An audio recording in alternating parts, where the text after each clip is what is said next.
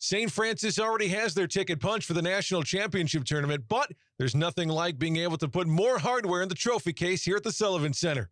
If the Saints want to play for that honor, they have to go through the Tigers of Olivet Nazarene, who come to Joliet with the nation's most prolific offense and a 7-game win streak. It is the semifinals of the CCAC tournament. Our pregame discussion with head coach Steve Brooks in just a minute on the USF Sports TV network.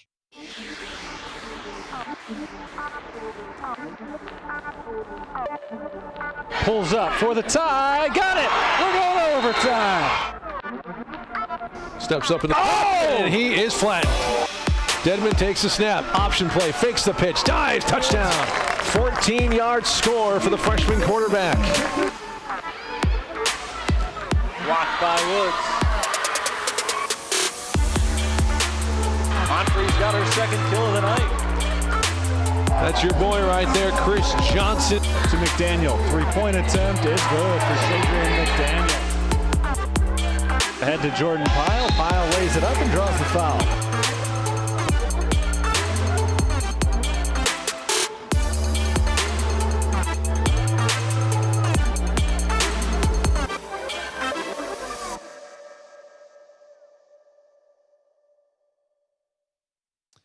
Well, hello. We're a few minutes away from tip-off here. It's St. Francis and Olivet here in the semifinals of the CCAC tournament. Head coach Steve Brooks here.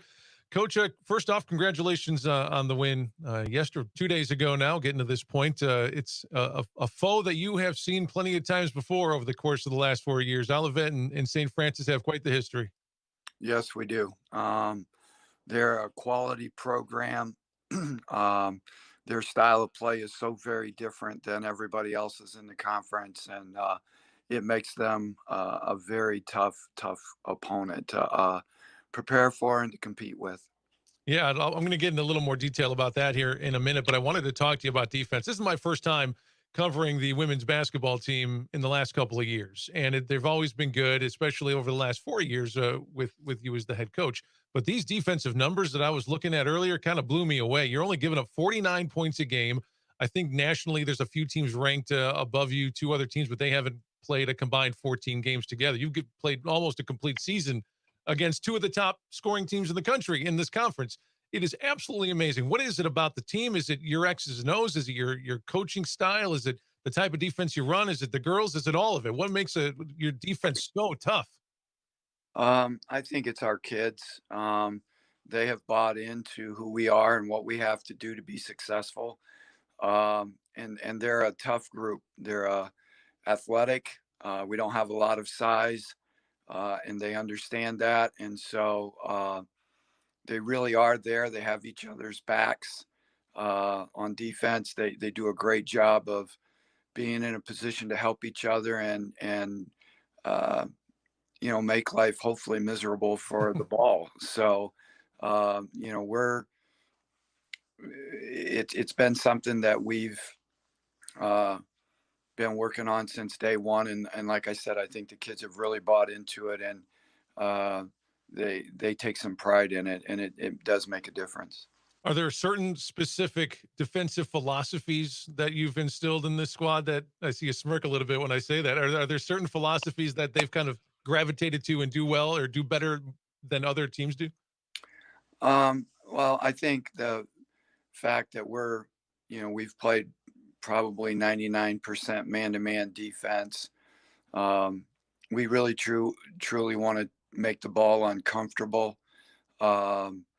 We don't want to let the ball just sit there, and we kind of talk about take the eyes of the ball away, and don't let it stand there and lob it inside to a bigger post or throw a skip for a 3, that kind of thing. But we want to play with multiple efforts, and we want to communicate. We're constantly talking about the importance of talking the action early. And again, the kids have really done a good job with it.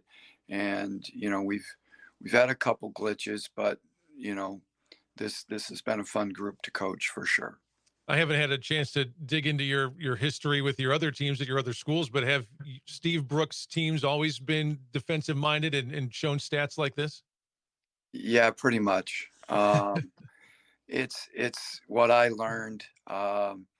And it goes back to being a part of the NAIA back in the heyday when you had the likes of Don Meyer at Lipscomb and Dick Bennett, the former Wisconsin coach at Wisconsin Stevens Point, and Rick Byrd, was the head coach at Belmont, all on the men's side. And getting a chance to see those teams, and the head coach that I played for and was an assistant for was a very defensive-minded coach. And I got a chance to be a fly on the wall and learn from some of the best teachers. And I've been blessed through my career to have that experience, and I'm hopeful that I can share that with our kids, and our kids will buy into it. I think they've bought in, and not only that, they're executing it exactly how they should be. But that doesn't mean you're slacks on the offensive side of things either. Middle of the pack offensively in terms of points per game, but it seems like you like to spread the ball around. I think you got 4 girls and averaging double figures, 6 above 9. It seems like a pretty balanced offense. And that's something that we've been striving for. It's something that I think makes you more difficult to play, where they can't just load up. A year ago, we had the best player in the conference in Kaylin Howard. And Kaylin was a very diverse offensive player. She could step out and shoot threes, but she could go in and post and score. And she was physical. She wasn't afraid of contact. So, and our main focus a year ago, and we knew if we were going to be successful, was the ball needed to go through her. This year we've done a better job spreading the ball out, and I do think ultimately for this particular team, it makes us a little more difficult to prepare for. And so far, so good on that side too. Let's talk about this conference, specifically Olivet Nazarene. They play, like you said, they play a completely different style than any other team in the country. It's almost like hockey when they do just line shifts every couple of minutes. And every girl wearing a Tiger jersey can shoot a 3-pointer and shoot it well. How is it? How do you prepare for something like that? Do you have to pretend that you have an Olivet squad and prepare your defense for that? Do you have to do? I don't imagine this late in the season you're doing a little bit more conditioning, but it's a run and gun type of program. What are the challenges for preparing for an offense like Olivet runs? Well, I think the first thing you have to do is you can't play that tempo. We have to do a better job. In the last game, we got kind of caught up, and they got us playing faster than what we needed to play or should have played. We need to try to, I say play at 7 speed. I want us to play at 10 speed on defense, but 7 speed on offense. And just be willing to keep our passes short and sharp, and try to make it more of a half court game versus a full court game. And if we can do that, that will help us. And I think, if we guard, it can impact them. Is there a little bit more juice in the girls when they go up against an Olivet squad? Is the rivalry strong? Do they come out a little more focused and energized playing against a team like Olivet with the history that the two programs have together? I certainly hope so tomorrow or today. I certainly hope so. If the situation doesn't get them excited, I don't know what will. Yeah, no, I mean, if you don't, hopefully their blood will be flowing a little bit. I don't know. I think, I have tried in my time here to say the most important game is the next one, and not really try to look at and say, oh, this is a rival or that's a rival or that kind of thing. I know that probably is a natural, like the Duke North Carolina game or Ohio State, Michigan, that kind of thing.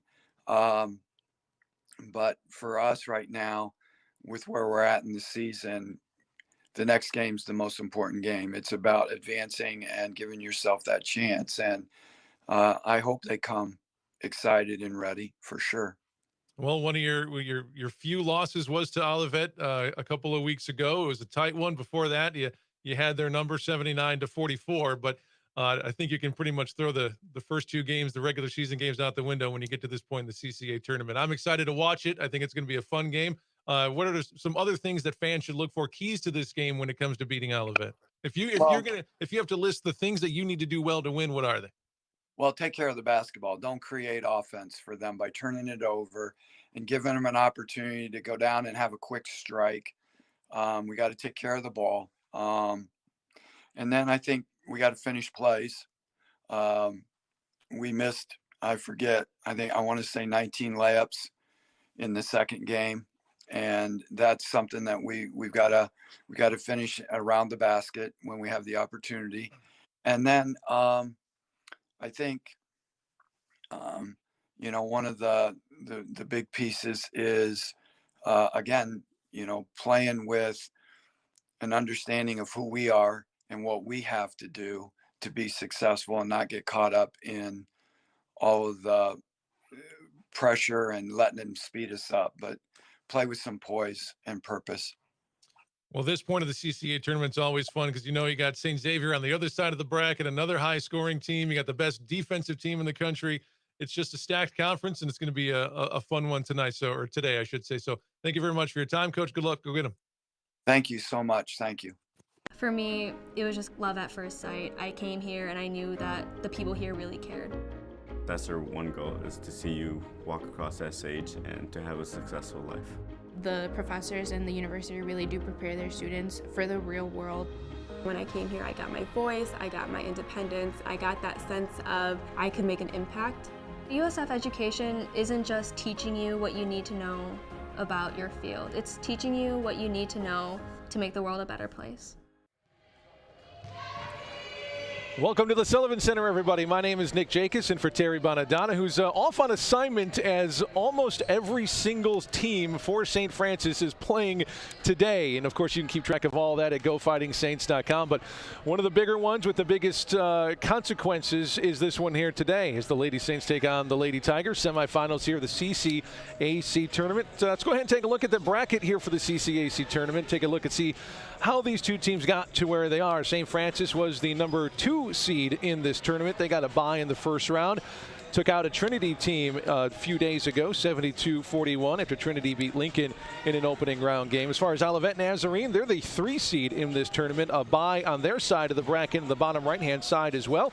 Took on a 6 seed St. Ambrose team who beat Holy Cross in a close one, 56-52.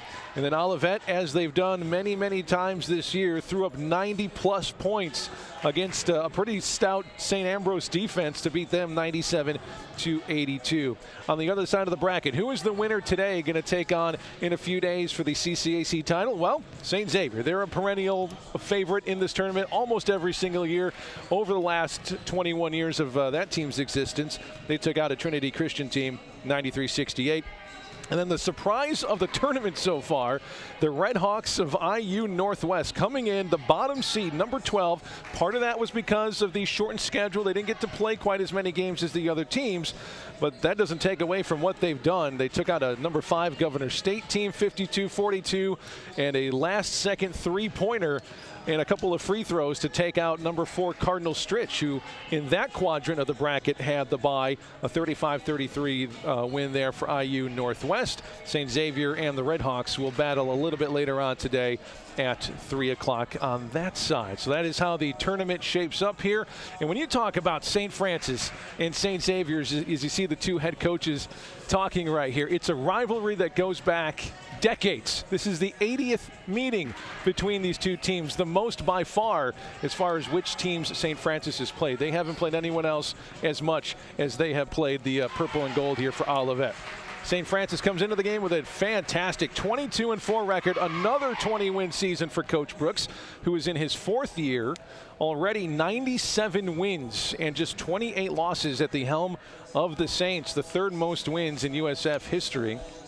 For Olivet Nazarene, they're 15-3. They had a good chunk of their schedule early on wiped out because of COVID. They played their opening game and then lost about a month of their season to COVID before coming back. And their first game back after that COVID break was against St. Francis, Illinois. St. Francis won that game handedly 74 to 44 in that game, which is not how the St. Francis Olivet games usually go. When you play a style of offense, which you're going to see here from Coach Lauren Glenn, I could see that being hard to get into after a long break of not playing together. They need time to gel. They didn't have that. They got beat by the Saints.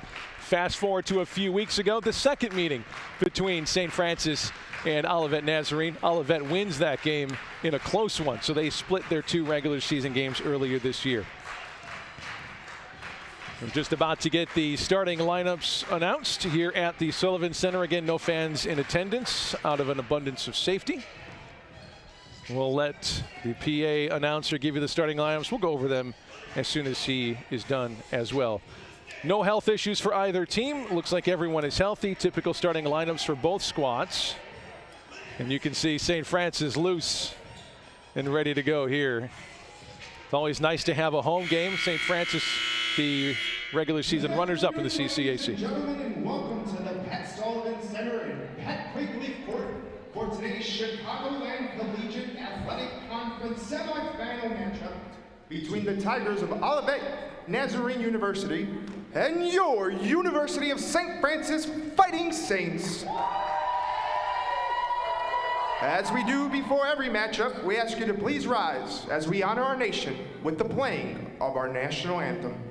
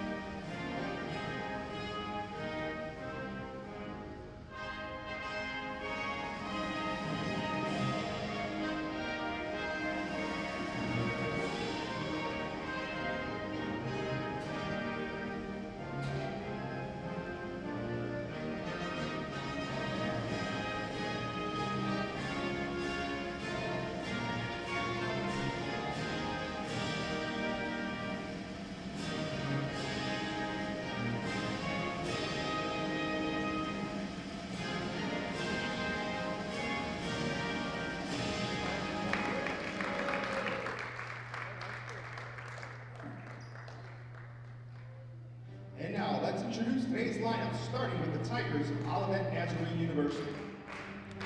A 5'7" junior guard, number 4, Kennedy Johnson. At the other guard, 5'8" junior, number 10, Karina Smits. At one forward, 6'2" senior, number 12, Ashley Ford.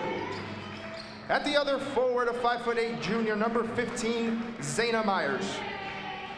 At center, a 5'11" sophomore, number 25, Caitlin Engel. Olivet is coached by Miss Lauren Glenn. Right here, please.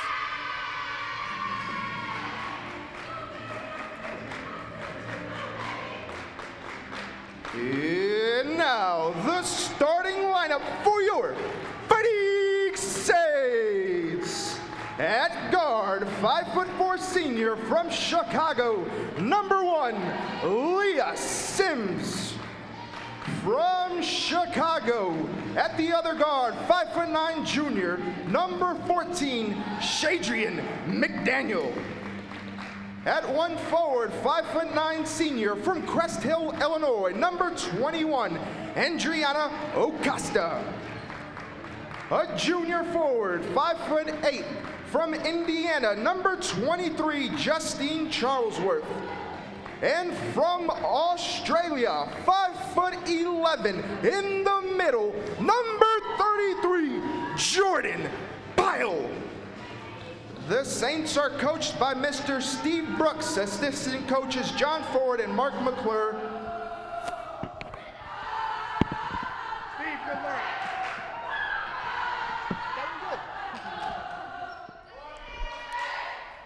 Again, welcome here to the Sullivan Center.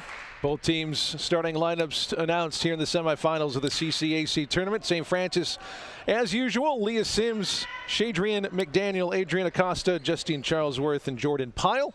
Olivet Nazarene's starting five again. They're a very similar starting five to what they've gone with all year long. Kennedy Johnson, their number one scorer, at about 15 points a game. Karina Smits, Ashley Ford, Zayna Myers, their second leading scorer with 13 points a game, and Caitlin Engel.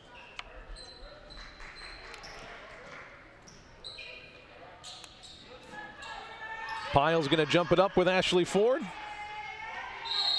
to get us underway here in semifinal number one of the CCAC tournament. And it's won by the number one offense in the country. And there is the first three-pointer of many to come for Olivet Nazarene. And that's the key for St. Francis. Limit the opportunities for Olivet Nazarene. Here comes McDaniel, drive and kick. Nice ball movement by the Saints. Driving is McDaniel, 15-footer, back iron. Good blocking out by Olivet Nazarene. And off to the races. They do not leave time on the shot clock very often. If they don't get a shot up within 10 seconds, something has usually gone wrong. Short corner jump shot is good. Ashley Ford puts the first points on the board. She's 53% from the floor to lead the team. But here's St. Francis with her own run and gun style. And we're tied up at 2 early on. Leah Sims.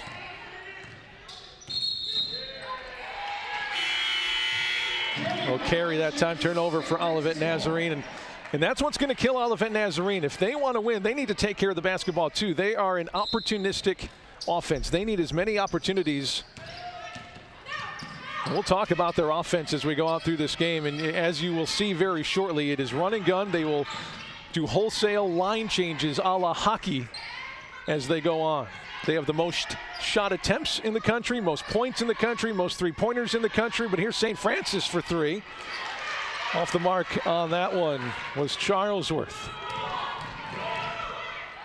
One pass, three-pointer wide open this time for O'Neill. Off the iron. And rebounding is going to be key for St. Francis. Great job, good hustle by the Saints to pull in the rebound. No one's stopping St. Francis on the offensive side. And look at McDaniel, almost unabated all the way to the rim. Careless pass that time by the Tigers. It's a 2-on-1 situation for the Saints. All the way down, but knocked away from behind. That's going to be Saints ball. Good defense by Bet O'Neill, the sophomore guard out of Bloomington for Olivet. One pass, one bounce pass there, probably could have got it. A little bit indecisive that time from Sims. So they'll have a baseline inbounds play up to Sims, the point guard for St. Francis. 5 out, 1 in against a man-to-man defense by the Tigers. Look at the ball control. Nice pass, but a great block underneath by Olivet's Caroline Bainey. 5'10" junior out of Hoffman. Hoffman, Illinois, tiny old town down by Centralia. Town of about 500 people. I had to look them up when I was putting my rosters together. The pride of Hoffman here. Left-handed, nope, it's going to be an offensive foul on Leah Sims. Key for the Saints as we see the ball wedged between the backboard and the iron. Nice shift underneath, taking that offensive foul. It's exactly how you practice it in the shell drill. And at the next opportunity, next time out, we'll take a look at the official keys of the game from head coach Steve Brooks. Here's Johnson, leading scorer for the Tigers at the top of the key. Russell now, a little weave at the top. Going inside. Great defense underneath, but an offensive rebound. They are the nation's best offensive rebounding team. Johnson in the middle. Nice flip with the right hand in between two Saints. Full court defense broken easily by St. Francis. Easy left-handed layup on the other side by Acosta. The Saints leading scorer at 12 a game. Easy to shoot 53% when they're all layups like that. Long three-pointer. No good. So far, Olivet coming out of the gates cold, shooting threes. Broken press again. Nice diagonal pass underneath. Great ball fake, but another great block underneath by Bainey. And they're going to get a tie-up. Jump ball is going to go St. Francis way. That's going to get the Tiger bench fired up, and here comes 5 new Tigers. A nice fake, but great recovery underneath by Bainey with 2 blocks here in the early going. Another baseline out of bounds. Sims will pull the trigger underneath. Lobs it up. Here's Jordan Pyle. Pyle left-handed dribble. She's going to take it to the basket and score. Nice physical layup by Pyle with her first points of the game. Saints by 6, 9-3. Stutter dribble. Here's Demosthenes.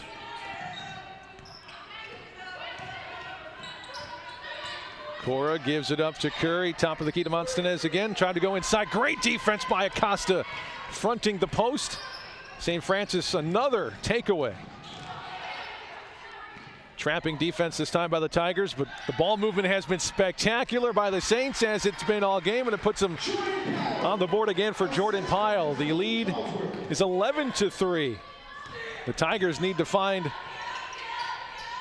that stroke on the outside, but a foul underneath. Acosta, I believe, a little bit too aggressive, trying to get in front of the post. Ashley Ford. It's Tiger ball. They live by that 3, they die by that 3. Number 1 offense in the NAIA. They put up 93 points a game. They've only played 18 games. But get this, 64 total points less than St. Francis. In 8 less games, just 64 points less. It's a numbers game. How many shots can they get up? They don't shoot the 3-pointer better than anyone else as far as percentage goes. They're only about 31, 32%. But half of their shots are threes, and they lead the nation in offensive rebounding, which gives them even more opportunities.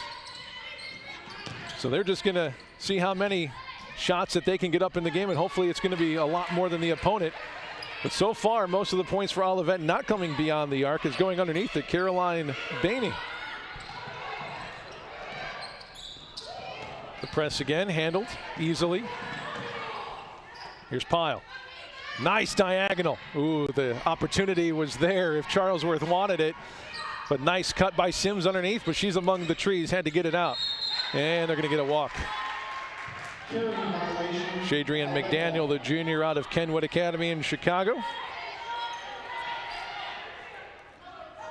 She's played every single game Sheridan has. Averages about 25 minutes a game. The only player to play in all 26 games for St. Francis.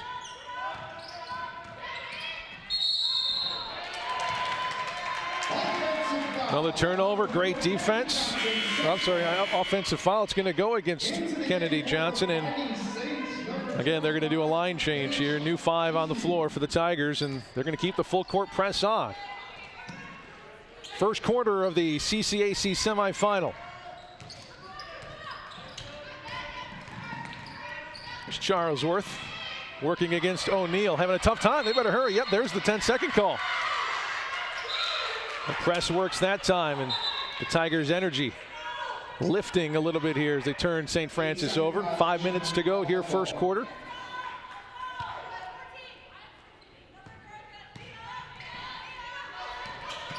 To welcome all the Saints fans and Tiger fans. No fans in attendance today, so I imagine lots of folks down in the Bourbonnais area tuning in today. Thank you very much. Attempted save, but Ben O'Neill's foot was on the baseline. St. Francis will take over, so unable to capitalize on the turnover is Olivet. Sims. Ball movement that time. Here's Pyle to the basket. Missed on the layup that time, but he gets her own rebound. Another opportunity for St. Francis. Graffio on the floor for the first time today. Motion offense for St. Francis. Working against the man-to-man trap by Olivet.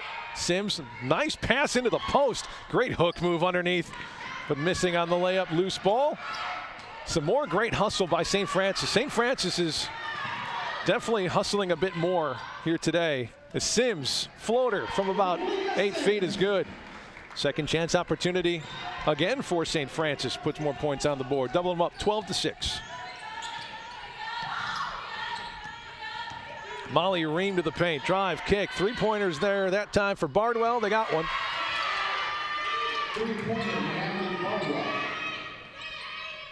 Trap after every make here for Olivet, but Pyle dribbles right through it. Good defense, though, recovering for Olivet for Bardwell. Pyle to the basket again. Hit on the arm on the left-handed layup. Attempt to the free throw she goes. New 5 for Olivet. We'll get a sub for St. Francis as well. And for the first time, Kaylin C.S. Cheney, the 5'4" junior guard out of Milwaukee. Into the game for St. Francis, number 2, Kaylin C.S. Cheney. Good distributor of the football, C.S. Cheney is. Pyle knocks in her first free throw. 69% from the free throw line is Jordan, a junior out of Australia by way of Eastern Illinois University. Also coming in for St. Francis, Shadrian McDaniel back on the floor again. Here's Johnson after a nice screen to the paint. Nice scoop layup, nope. Again, a solid defensive rebound. Pyle pushes C.S. Cheney in the paint. Another good job in transition defense by Olivet to get back. And they're going to get another jump ball here. This one's going to belong to the Tigers. Jump ball, possession arrow to Olivet. We're talking about how many shots Olivet gets up in a game. If you look at the total amount of shots taken by these two teams, and keep in mind, St. Francis has played 8 more games because of COVID than Olivet has. But Olivet only has 12 fewer shot attempts. Oh, no communication on defensively, but a missed crip shot underneath. But an offensive rebound and putback is good. Breakdown offensive or defensively for St. Francis gives Ashley Ford an easy bucket. C.S. Cheney ahead to Pyle. No one's guarding Jordan Pyle today. All the way to the basket, but she missed another one underneath.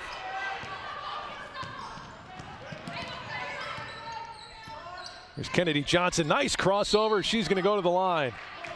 C.S. Cheney, not much she can do on a very quick move by Kennedy Johnson out of Romulus, Michigan. Good free throw shooter at the line for the Tigers. And Johnson, she's 72%. Not only is she the leading scorer for Olivet Nazarene, she has the most assists on the team at 5.8 a game, which is good enough for 5th best in the country. So not only is she responsible for 15 points herself, but also responsible for at least 12 just by distributing the basketball. Missed the second end of the free throw there. Paige Giske, the senior. Again, more great ball movement by the Saints. C.S. Cheney in the corner. Driving, McDaniel. Great defense again by Olivet. Lots of contact. Official's going to let him play that time. Here's Johnson again. Ooh, almost got called for a carry, but an easy left-handed layup. She is just so quick. And we are tied at 14. Some breakdowns defensively by the #1 defense in the country. In the last couple of possessions for St. Francis. The trap seems to be taking a bit more effect as this first quarter has gone on, but a foul that time. I think St. Francis might be playing just a bit faster than Coach Brooks would want them to, as another new 5 come on for the Tigers. One of the keys to the game here, we said we would get the keys to the game at the next break, but we haven't had a break. It's been up and down for the first 6 minutes of the game. I'm going to go to the official score here, trying to figure something out.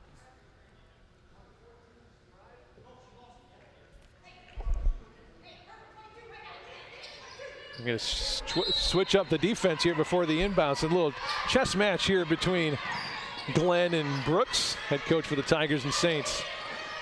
Set play here for the Saints. Looking for that backdoor cut, wasn't there. Going to reset the offense. Pyle's going to let one fly from way downtown. Not this time. Here come the Tigers. We're knotted at 14, under 2 minutes to go in the first quarter. To the bucket, Demosthenes. Nope, but Acosta there to rip down the rebound. Oh, but she was out of bounds. She thought she was held. Didn't get the call that time. Adriana Acosta, so much fun to watch. Definitely the most physical player you're going to see today on the floor. Leads the team in scoring at 12 a game, rebounding at 9.5 boards a game. 53% from the free throw or the floor. That three-pointer off the mark, can't give them another chance. Oh, she was out of bounds, and they will give the Tigers another chance here with 92 seconds to go in the first quarter.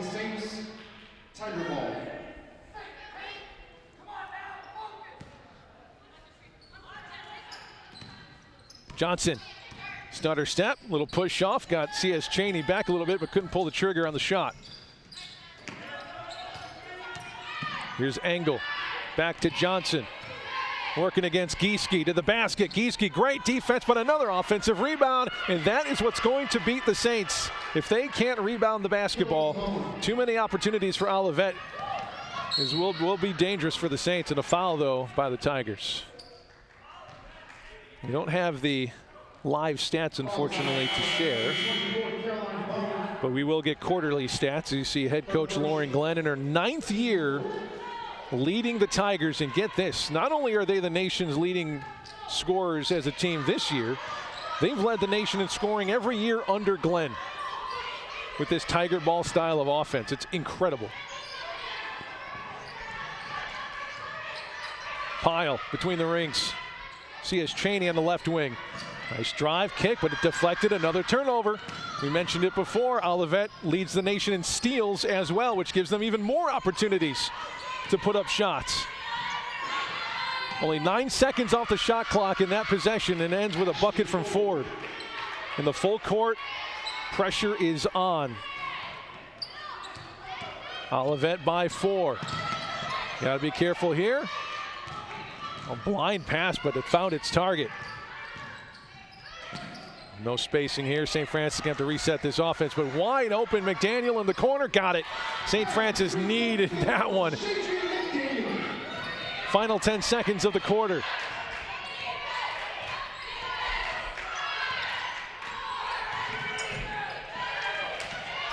One second, can they get the shot off? They do. Offensive foul, though.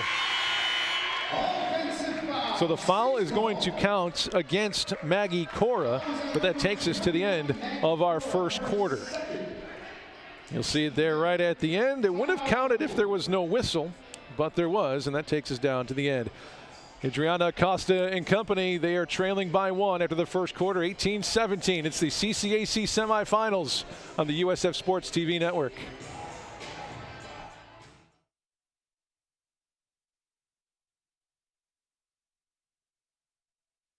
It's a small school, but it's mighty in that it changes your life when you go here. The experiences that I gained and the life lessons that I learned while I was here are something that I continue to carry with me. I'm proud to hold 4 degrees from the university. I wouldn't have gone back time and time again if I didn't think that this was a quality education. No matter where you are in life, with the right people, the right school, and the right support, you can do anything. Your career is limitless after you go to the University of St. Francis. Welcome back to the Sullivan Center here in Joliet. The warmest day of 2021, 50 degrees outside today. I think we've earned it. If you are from this area, or if you're down in Bourbonnais or the Joliet area, we've had quite the cold spell. Finally warming up, as is the action here in the CCAC, as each team huddles up before the second quarter. Take a look at first quarter numbers. Leading the way in terms of points, it's Ashley Ford. She's got 6, 3 for 3 from the floor. All layups. For St. Francis' side, it's Shadrian McDaniel, along with Jordan Pyle. Pyle's got 6, McDaniel's got 5. Take a look at shot attempts. That's always interesting when you're looking at Olivet Nazarene's offense. They are 8 for 18 from the floor. St. Francis 7 for 16. Your one point difference. Olivet 44% from the floor, as is St. Francis. Pretty close game. So far, both teams shooting better than their season averages. Underway here in quarter number 2. Justine Charlesworth over to Sims to the corner for McDaniel. She'll drive, double team, jump pass. Zone defense this time by the Tigers. Sims in and out. What an offensive rebound by Acosta, but she's going to get, are they going to call it? No, they're going to say it's on the Tigers. Acosta just out-rebounded 3 Tigers for that basketball. We talked about her physicality, and you just saw it right there. Take a look at this. Not sure where the foul was, to be honest with you, but St. Francis will take it. Uh-oh, trapped underneath. Out to Sims. Wild shot. Offensive rebound. Can't get the putback either. Not that time for Pyle. Here's Kennedy Johnson. Long 3, in and out. Acosta, another one-handed rebound. More pressure by the Tigers. McDaniel's going to slow it down, and that's going to be one of the keys.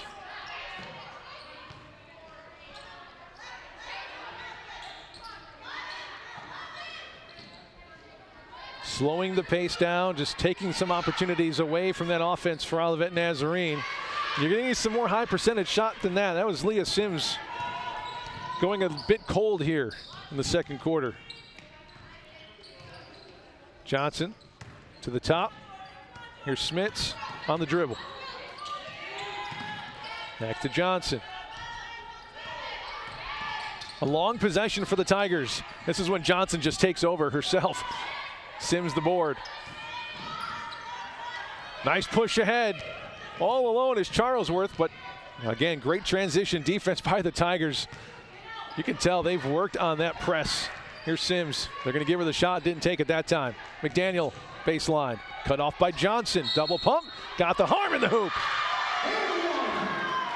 McDaniel to the free throw line for the old-fashioned three-point play. That bucket gives the Saints the 1-point lead. Take a look here. Nice defense by Johnson, but took the contact and forced it up. Nice strength by Shadreen McDaniel. To the free throw line she goes, where she's 68% on the season. Newcomer for St. Francis, Josie Graffio, sophomore out of Piatone. Three-point play is good. Saints by a bucket.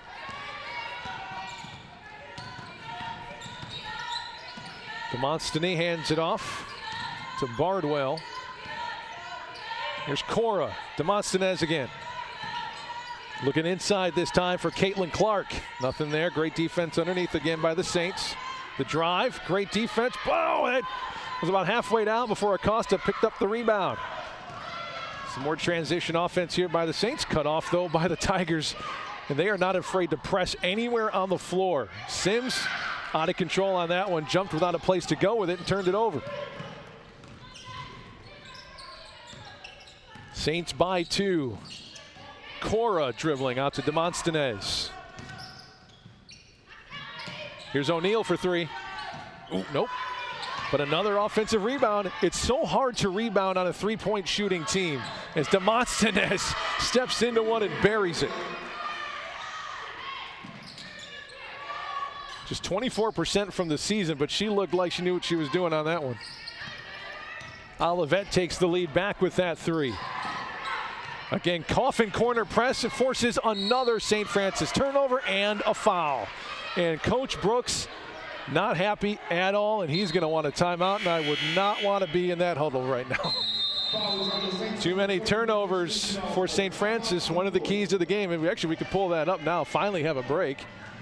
One of the keys to the game for head coach Steve Brooks in his 4th year at the helm of St. Francis. That transition defense, so far so good on that side. The defense has been good. The tempo has gotten a bit quick at times, which has given Olivet Nazarene more opportunities than you'd like to give them. And defending that three-point line, blocking out when you see rebounding right there. Like we mentioned, so hard to rebound on a three-point shooting team. You know, when a team takes a jump shot from 8, 10, 12 feet, you kind of got an idea where that ball is going to go. But when they shoot long-range jump shots all the time, the ball caroms off the rim, and you really don't know where it's going to go. And it's much harder to block out when teams are shooting three-pointers. That's why it's so important to do so, because when you got a team who takes as many shots, as many three-pointers as Olivet does, you can't give them second chances. And I think that is what Coach Brooks is so upset about now. It's giving Olivet the chances that they didn't earn. They're being given right now by St. Francis. It's things that they can control. So we'll see if the pep talk there helped them out here as the Saints trail by a point. Adriana Acosta, one of the leaders of that team. Senior forward out of JCA right down the road in Crest Hill. Johnson, see if the defense is a little bit better here now. Great defense by McDaniel, but even better offense by Johnson. Kennedy Johnson puts in another bucket. You see why she's the leading scorer. Olivet really doing it inside the arc here. St. Francis earlier had success taking it to the bucket. They really haven't gotten there because here's Sims now up and under. Got the layup to go that time. Back to a 1-point lead for Olivet Nazarene.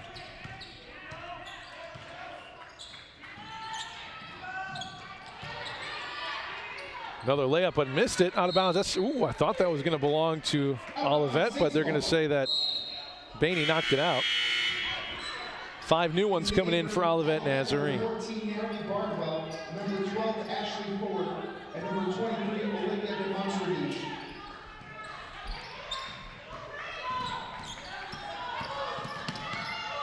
Break the press with the pass. That's how you do it. But knocked away from behind. You got to know where the defense is. Luckily for St. Francis, the ball dribbled right back to Sims. Cross-court pass McDaniel.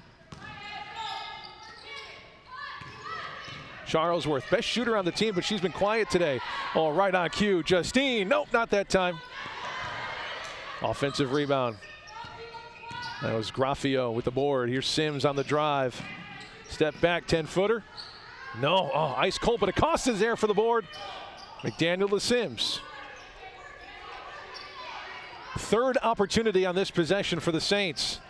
Charlesworth underneath. That time she got it to go inside. Justine Charlesworth, junior out of La Crosse High School up in Winona, Wisconsin.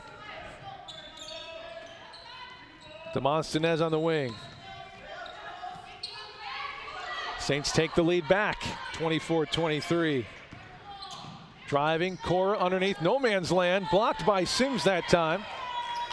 And the board by Graffio, handing off to the point guard. Leah Sims out of Chicago, one of the senior leaders on this squad. Transition offense, can they get one to go? Charlesworth in the paint, spin move, up and under, nothing there, great defense again. Sims will let one fly, no. So both teams pretty cold outside. It's a 1-point lead for USF. Quarterfinals of the semifinals, pardon me, of the CCAC tournament.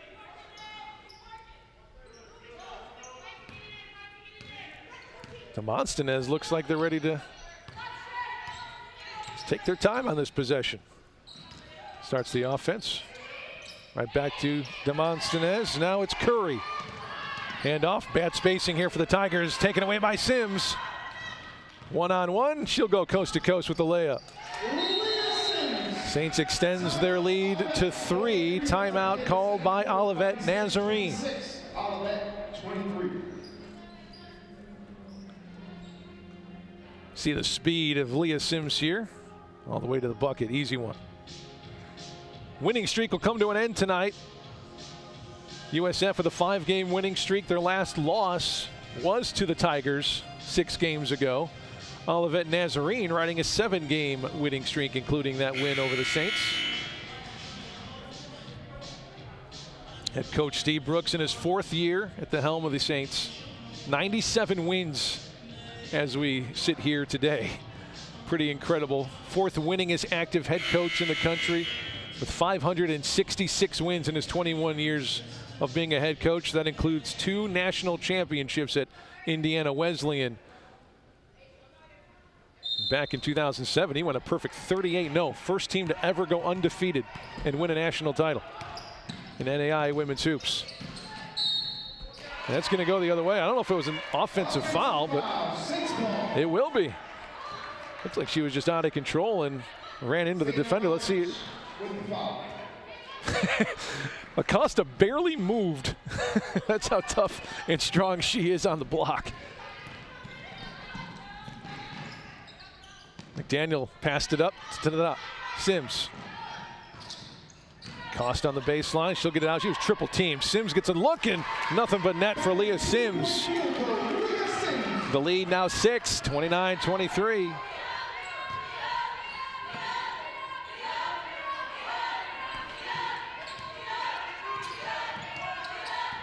Johnson underneath, layup good. Oh my goodness, she took a bit of a hit there, no whistle. Looks like a little bit of frustration being shown as well. It's a 4-point lead for St. Francis. Nice cut underneath. Stagnant offense here by St. Francis, not a lot of movement. There we go, now it's starting to kick in as McDaniel. She had the lane, but decided to kick it. That's going to go the other way. Yep. Acosta put the shoulder down. Good sportsmanship to help up Zayna Myers, who took the offensive foul. 3 minutes to go till halftime. Great defense. That's exactly how you teach it. Slide, take that shoulder right in between the numbers, and your team gets the basketball. Can't do it any better than that from Graffio. Great defense. Here come the Saints. Graffio's got it. Spin to the elbow, looking underneath. Too many defenders there, but the foul is going to be called on Olivet Nazarene's Natalie Bardwell. Foul is on Olivet number 14, Natalie Bardwell, her second. So far, very low scoring affair by Olivet Nazarene standards, which bodes well for St. Francis. Olivet averages over 90 points a game. St. Francis averages giving up just 49. Both of those numbers are the best in the country. 2.5 to go till halftime.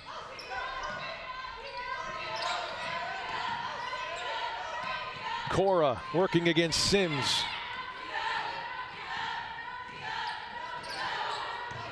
Bardwell looking underneath. Yep, little push underneath that time by Jordan Pyle. Looking to go to Caitlin Clark, but Jordan Pyle picks up the foul. Just the third team foul. Official scores not giving us a scoreboard count of personal fouls or total points due to keeping the staff as small and spread out as possible.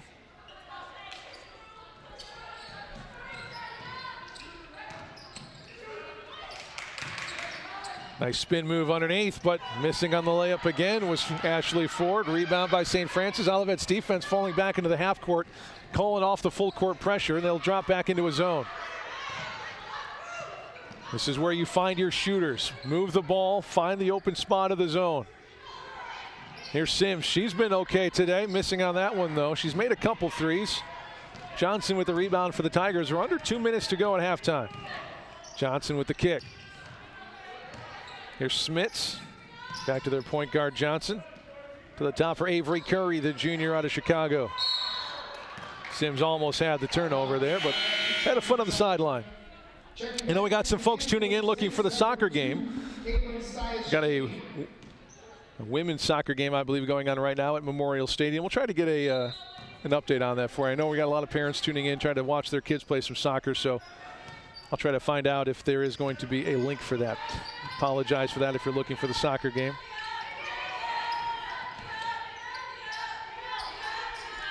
Catch and fire three by Myers. She's their best three-point shooter, but missed it that time. But another offensive rebound into the paint. Nice flick up by Avery Curry.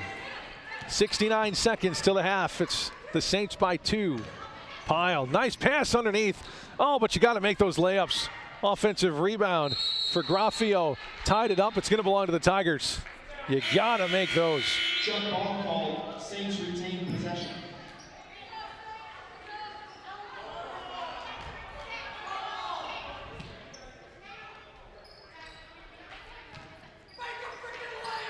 As you go, here goes.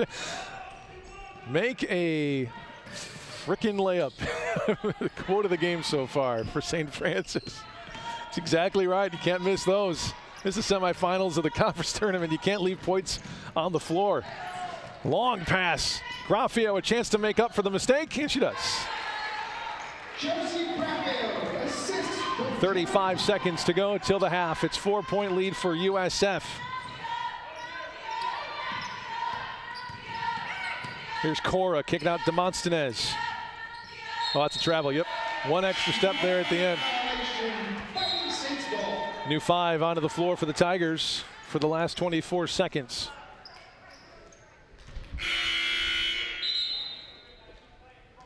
Pyle will inbound. Into the game for the Saints, number 3, Rexisha Hollis. Rexisha Hollis will come in for the first time today, the senior out of Houston, Texas. Plays about 5 minutes a game and has played in 17 of the 26 for St. Francis here. Giske up to the top, swung over to the right wing, is poked away, and it was out of bounds. So St. Francis left 6 seconds to go. See if they can run a nice baseline out of bounds. A blob, as it's called, B-L-O-B, baseline out of bounds. Nope, tipped, stolen. Plenty of time here for Johnson. She's quick, she can get to the rim if she wants it. Kicked it out, she's got to let it go. Nope, not in time. Would not have counted if it would have gone. The semifinals of the CCAC tournament, halfway through this one. We knew we would have a close game. Coach Brooks coaching up the point guard, C.S. Cheney here. It's 31-27. We'll take a break. We'll have some halftime numbers. And whenever Coach Brooks and Coach Lauren Glenn get together, it's always a classic. We got one going here. We'll take a look at those stats coming up in just a few minutes. 31-27 at halftime. Stick around.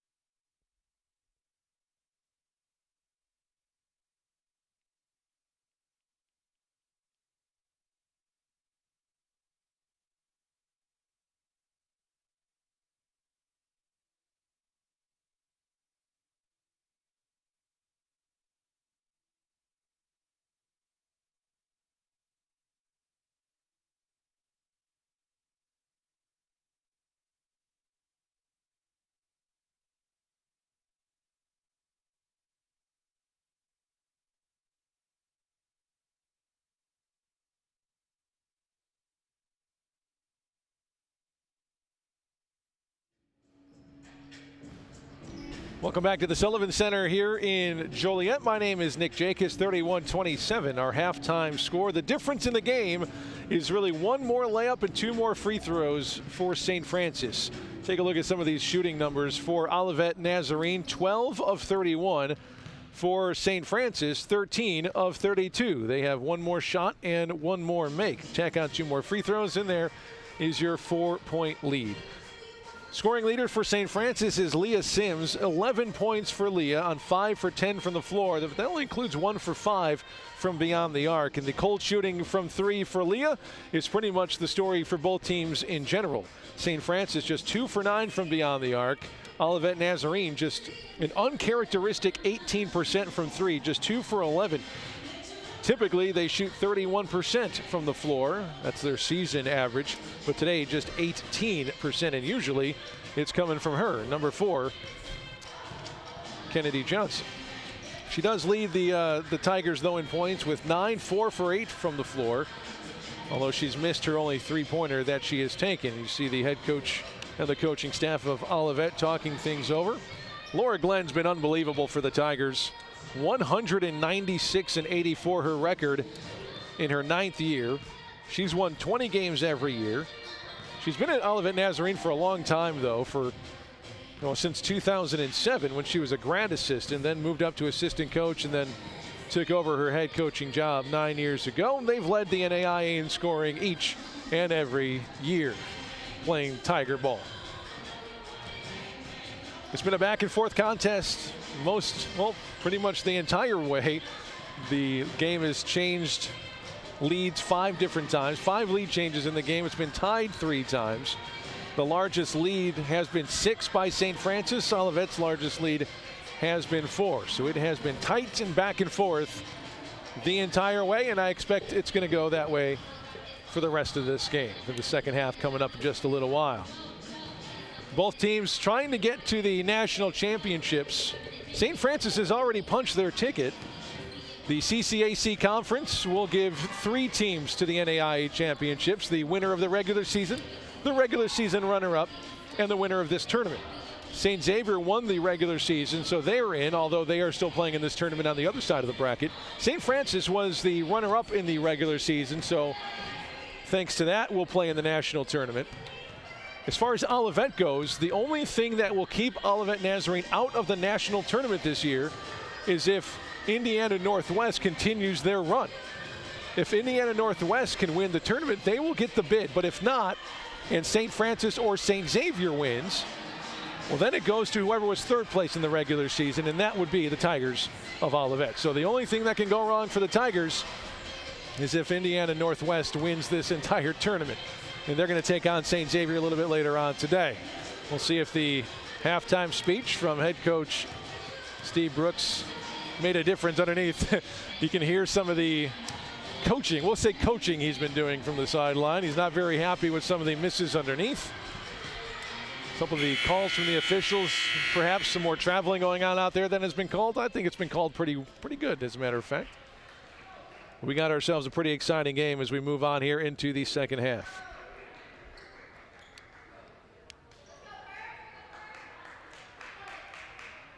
St. Francis has won the CCAC tournament twice, back in 2002, and then last year, Olivet has won this tournament 4 times, 2001, 2008, 2016, and 2 years ago in 2019. So you're looking at the last 2 CCAC tournament champions here playing in the semifinals. We're underway. St. Francis will get first crack at it as we start our 3rd quarter. Here's Jordan Pyle. Let's get past Sims. Pyle from 3. Nope. Another offensive rebound for Acosta. Acosta's 3rd rebound, her first on the offensive side. Acosta kicking it out. As the shot clock goes down, Charlesworth on the board.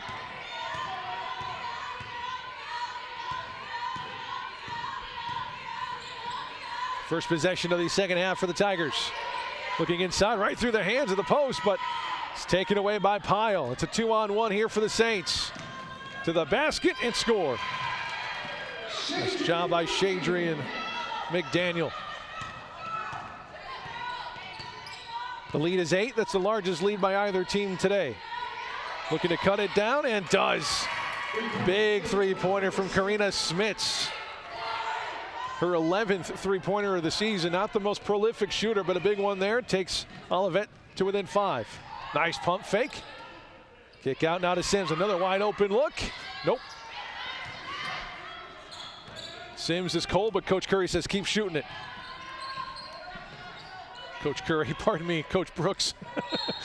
Used to call him the football games with head coach Joe Curry, who, by the way, football program is in action today. The Saints football team taking on Roosevelt University, who's nationally ranked today up in Arlington Heights. I'm not sure there's ever been in the history of St. Francis sports a football game and a basketball game on the same day. Drive, Bardwell, kick out. Demosthenes now into the corner for Bardwell again. 5 on the shot clock. I don't know if they recognize it. 3, 2, they're going to loft one up. It was blocked, and they're going to say that the rebound was taken down before the shot clock, so St. Francis would have had it either way.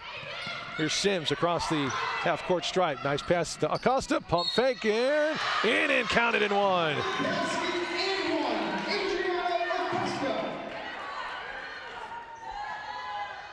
Acosta now with 4 points. She's been quiet in the points column, but been rebounding the heck out of the ball. Already has 6 rebounds, 3 offensive rebounds. That is most in either category today from either team, which is par for the course for Adriana. She's the leading scorer and rebounder. And she extends the lead back to 8, the largest lead of the game for either team.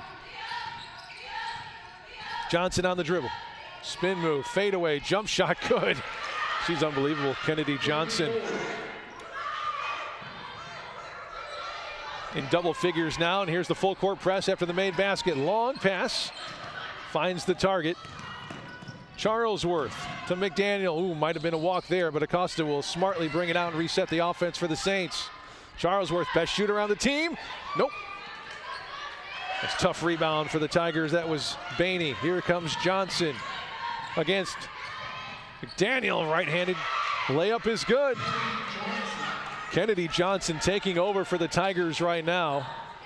Ooh, elbow to the face there, inadvertent contact, no whistle. Here's Sims, 2-on-1 again. Nice pass, but oh, I thought it was going to go over the head, but a power dribble. McDaniel had to kick it out. That one's going to be a turnover.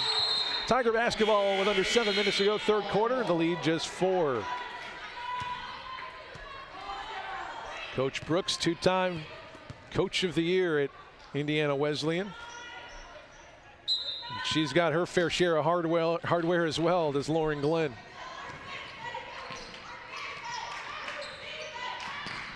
Here's Curry, left wing for the Tigers.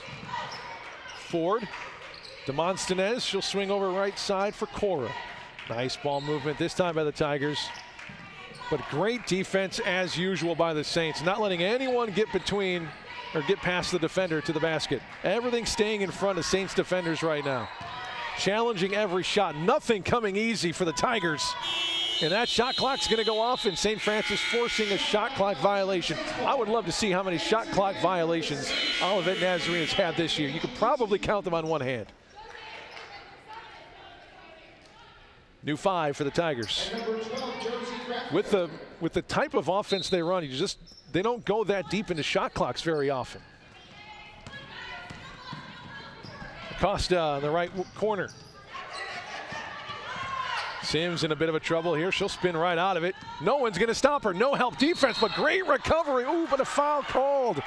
I thought Zayna Myers did a great job recovering and coming up with the block on that from behind, but it's going to send Leah Sims to the free throw line. And saw it there at the end. I thought it looked pretty good, but 2 more free throws coming up for Leah Sims, just a 50% free throw shooter.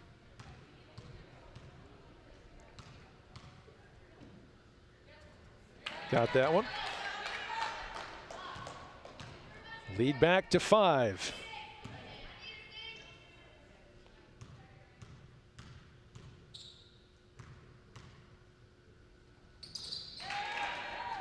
2 out of 2 for Leah. Quickly come the Tigers. They waste no time.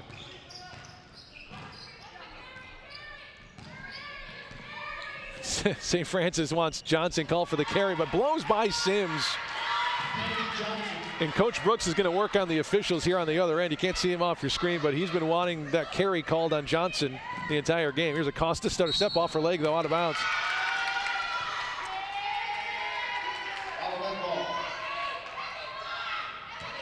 Four-point lead for the Saints. That's nothing for the Tigers. They've been cold from beyond the arc today, but that can change in one shot. There's the fadeaway three-pointer. No good. No balance on that shot. The rebound brought in by Giske. Head to Pyle. Looking for Sims, I think, but it found the hands of Graffio. Underneath, that's going to be Olivet basketball. You bet. Right off the knee of Paige Giske, the senior out of Algonquin. Averages about 15 minutes a game. Started a game. Played in 20 of the 26 as Giske for St. Francis. Great player off the bench for Coach Brooks. Yeah, Coach Brooks got to be real careful right now. Language getting a bit colorful. Here's Johnson. Crossover to the paint, blocked away. Great defense that time by St. Francis in their 4-point lead. Knocked away from behind, though. Gotta take care of the basketball. If you hear an explosion, it's going to be Coach Brooks' head if they turn it over like that again.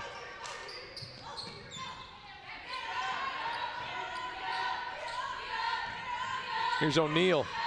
Costa, good D. Cutting to the basket, up and off the backboard. Contact, no whistle, but didn't matter. This finish by Maggie Cora, the lead back to one possession. Into the paint, fake pass, up, fouled to the free throw line. Will go Paige Giske.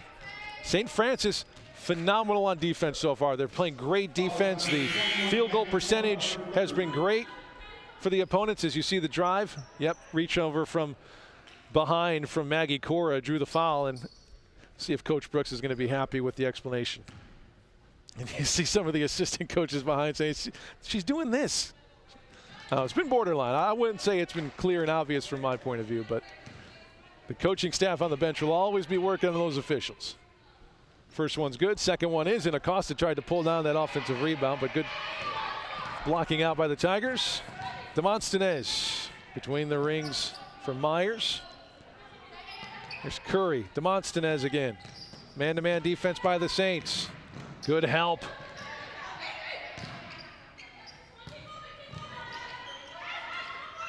Great defense again, forcing a long shot, but a big three-pointer by Myers. That's your third three-pointer of the game, and we are tied up again here in the third quarter of the conference tournament semifinals. Winner goes to the finals, looking to take home some more hardware. Acosta to the top of the key. Sims, 10 on the shot clock. Crossover, nice help defense. Giske looking, nothing there. Back to Sims, 3 on the shot clock. Gonna have to let it fly. Not the shot you wanted, didn't draw iron. That's gonna be a shot clock violation. Great defense by ONU, and a new 5 coming back onto the floor. 16 players on the roster for Olivet Nazarene. 13 of them have played in every single game that they were available in. And those same players all average double-digit minutes per game. 2 players for Olivet are over 20 minutes a game. That's it. USF pretty much goes 8 players deep, 6 players over 20 minutes a game. So a lot bigger bench for Olivet Nazarene. 2 in a row for Myers. No, that was an air ball. It's going to be off of Caitlin Clark and Olivet and St. Francis basketball.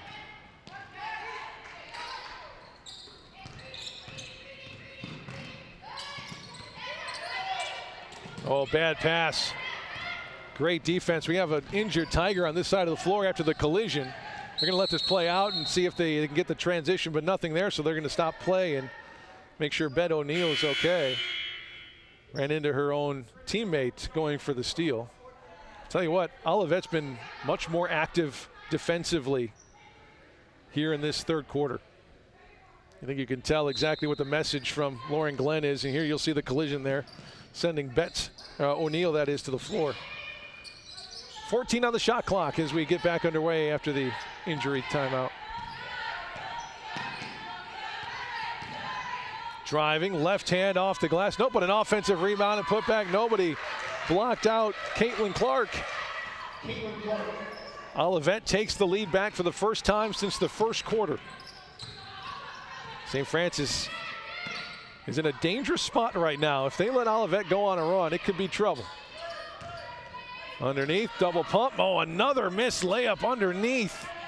And that's exactly how they got beat back on February 6th. 19 missed layups. Johnson to the basket. A lot of contact, no call. Put back good and one for Clark. The lead to 4. This is the largest lead. They're going to look to make it 5. If the free throw can go here for Caitlin Clark, not the best free throw shooter on the team, just 12 for 25, 48%. Sias Cheney back on the floor at guard for St. Francis. Coach Brooks like, hey, can't make layup. I don't know what else to do.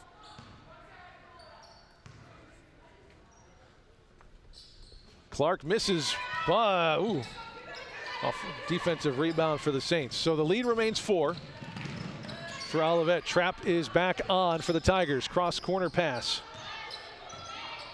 McDaniel. Back up top. Here's Sias Cheney against Demosthenes.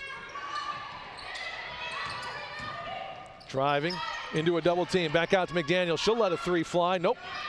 And, Adriana Costa comes out of nowhere for the offensive rebound. Another 3-pointer. That one's good. A big one for the Saints. Jordan Pyle knocks in another triple. Under 2 minutes to go here in the third quarter. Olivet by a single point. Smits driving. Nope. The rebound, St. Francis. Charlesworth. Push ahead to Pyle. No daylight there, but pulls it back out. Back to Pyle. Another open look. Same spot. Ooh, not the same result. Rebound goes long. Tracked down by the Tigers. Here comes Demosthenes across the logo for the Saints. $1:17 to go in the quarter.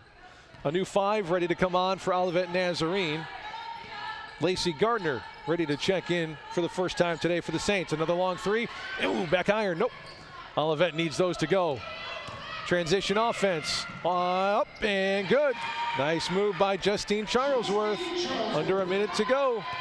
Saints take the lead back again. The 6th lead change. Demosthenes, she's going to be called for a travel. Lost her balance underneath against Sias Cheney. Checking into the game for the Saints, number 43, Lacey Gardner, replacing Lacey Gardner, the senior center out of Spring Grove by way of McHenry Community College. Oh no! Oh, St. Francis got away with one. A couple Tigers collide, but they give it right back to the basket and the hoop. Olivet takes the lead back with under a minute to go in the third quarter. Back and forth we go. Nobody can take care of the basketball right now. Turnovers everywhere. 3-pointer. Oh, ice cold is Olivet from the arc, but another offensive rebound. St. Francis is going to have to call a timeout here. They're all out of sorts, but Coach Brooks has his hands on his head, saying, nope, ladies, figure it out. Sias Cheney, another collision. They're going to call a foul on Zayna Myers.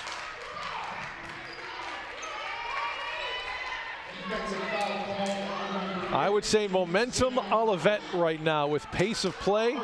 St. Francis turnovers, offensive rebounds for the Tigers. If they can't pull away now, luckily for St. Francis, there's only 10 seconds to go in this quarter. Another tipped ball and another steal. And they're going to have to foul. That's a good foul because if they did not foul, I believe it was Bardwell who was on the other end of the floor. No, Myers. Myers was all alone on their offensive end. So the foul probably saved 2 points here with 6 seconds to go in the third quarter.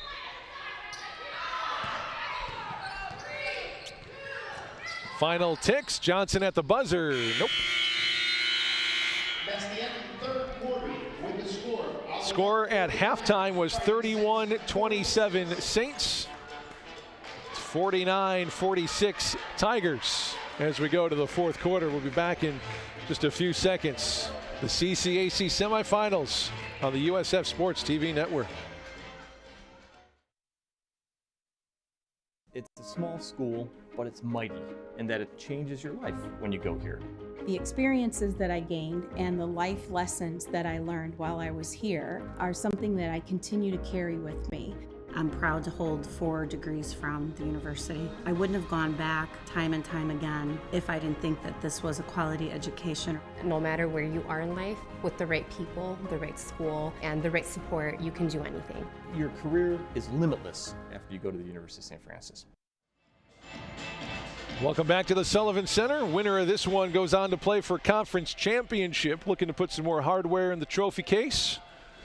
St. Francis already punched their ticket to the national title by way of their runner-up status in the regular season. St. Xavier punched their ticket as well, winning the regular season. Olivet is 3rd place in the regular season. If they don't happen to win this tournament, as long as Indiana Northwest does not win, the Tigers will get in as well. But winning the CCAC comes with a lot of pride, and you know both teams want to do that. That 3rd quarter, won by Olivet, 22-15 in the 3rd quarter, which is why they have a 3-point lead, 49-46. As we start the last 10 minutes here.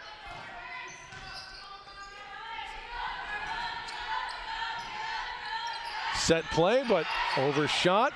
Luckily for Olivet, they're able to track that down. Dangerous pass. Sims got it. She was fouled. Oh my God, her head was grabbed, and they're going to. That seems like a situation where one of the officials probably thought, oh, the other guy will blow the whistle, but nobody did. It was pretty obvious. Again, Coach Brooks just can't handle it. You can't believe it. Another chance. It's second chance opportunities for Olivet. The more they get, the more opportunities they have at knocking down 3-pointers. Luckily, they missed on that one. Over the back call on Caitlin Engel for Olivet Nazarene. Great block out by the diminutive Kaylin Sayas-Cheney. Full court press by the Tigers. Been doing it, say, 90% of this game. St. Francis had success early beating the press. Nice bounce pass, good fake, easy layup underneath. Got to make them. She did that time. Good job by Lacey Gardner, her first bucket of the game. Some fresh legs from Gardner for the Saints. 3-pointer, front iron, nope, loose ball. Sayas-Cheney tracks it down. Somebody's got to play point guard here. It's going to be Cheney this time. Saints down by 1. Nice bounce pass, Gardner underneath, right-handed running hook. Nope, not that time. Great cut, great pass, couldn't finish. Here's Johnson. Someone's got to stop Kennedy Johnson. She took over in that 3rd quarter. Nice up and under move, and she'll finish with the left hand. So comfortable with the basketball. Saints trail by 3 here. Final frame, here's Sims. 2-on-1. Fakes the pass, gets fouled from behind by Karina Smits, the junior out of Pewaukee, Wisconsin. A trio of new Tigers on the floor, as you see Sims going to the basket, but Smits from behind slapping the wrist. Adriana Costa back in the game. She'll come in for Jordan Pyle. Pyle needs a bit of a break. There's Leah Sims, the senior out of South Shore High School in Chicago. Leads the team as their point guard. 3rd on the team in points with about 11 a game. 2nd on the team in assists per game, about 2.5.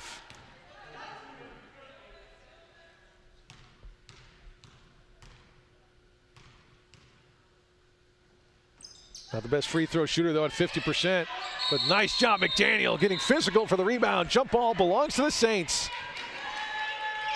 Great job by Shadrian McDaniel, the junior out of Kenwood Academy in Chicago. Taking that basketball, giving another chance to the Saints, and she's going to have to be the one to pull the trigger on the baseline out of bounds.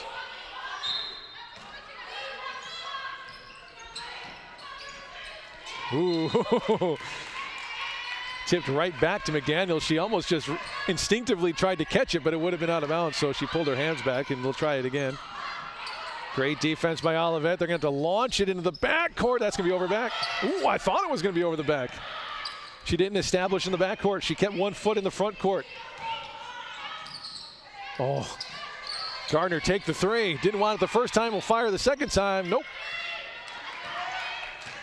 Rebound went to Myers. Here's Johnson now. Olivet by 1 bucket. Is it going to be 3 more? Nope. Rebound. Olivet another offensive rebound. Another chance. See if it cost him on this possession. Johnson sure did. Oh, but Johnson missed the layup. She's been so good around the rim all game long. McDaniel physical with the basketball. One-handed pass, and she's hit as she threw it. It's going to be against Zayna Myers. You see McDaniel's energy going up a bit. She's getting a little excited. She knows what's on the line. St. Francis wants to get their 3rd conference tournament trophy in that trophy case today, and she wants to be a part of it.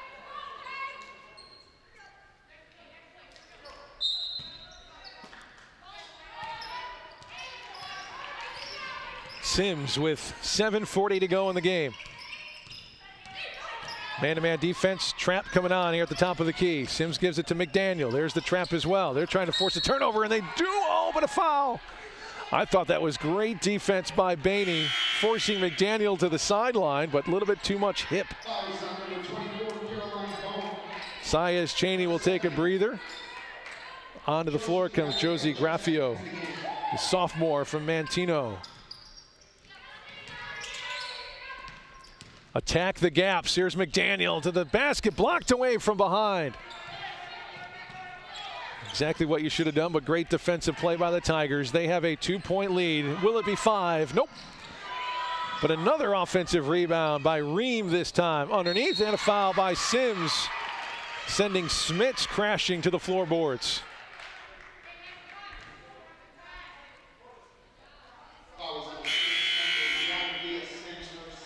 That's the 2nd foul on Leah Sims. You'll see it here.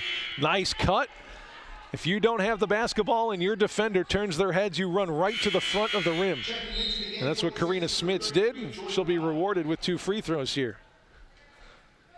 The Tiger Brain Trust talking it over. Head coach Lauren Glenn, her 9th year, approaching 200 victories. 196, looking for her 197th today.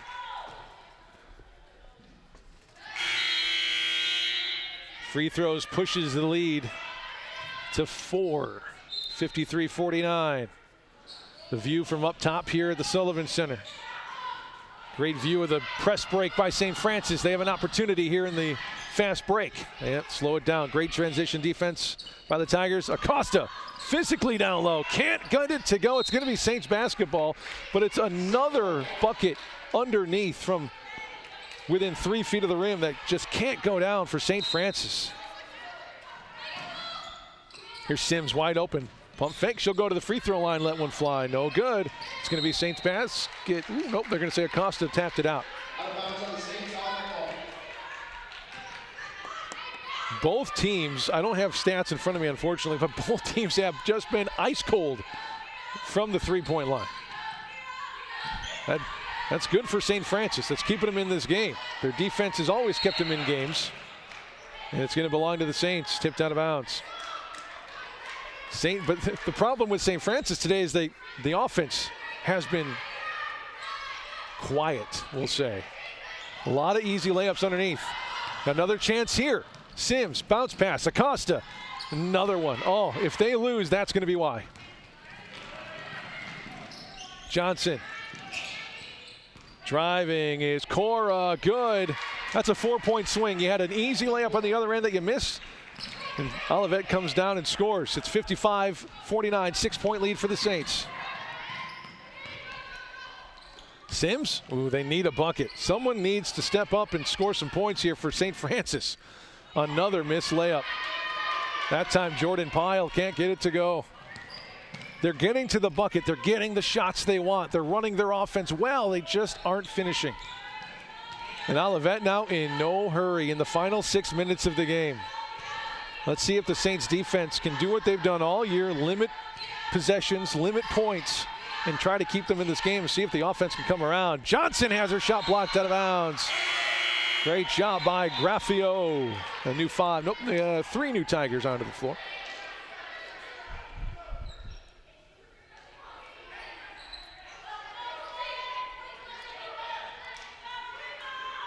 You heard Coach Brooks in the pregame interview. If you stuck around since then, say the reason they lost the game a couple of weeks ago against Olivet was because they missed 19 layups. Similar situation here, and the lead grows for the Tigers in a timeout called by St. Francis.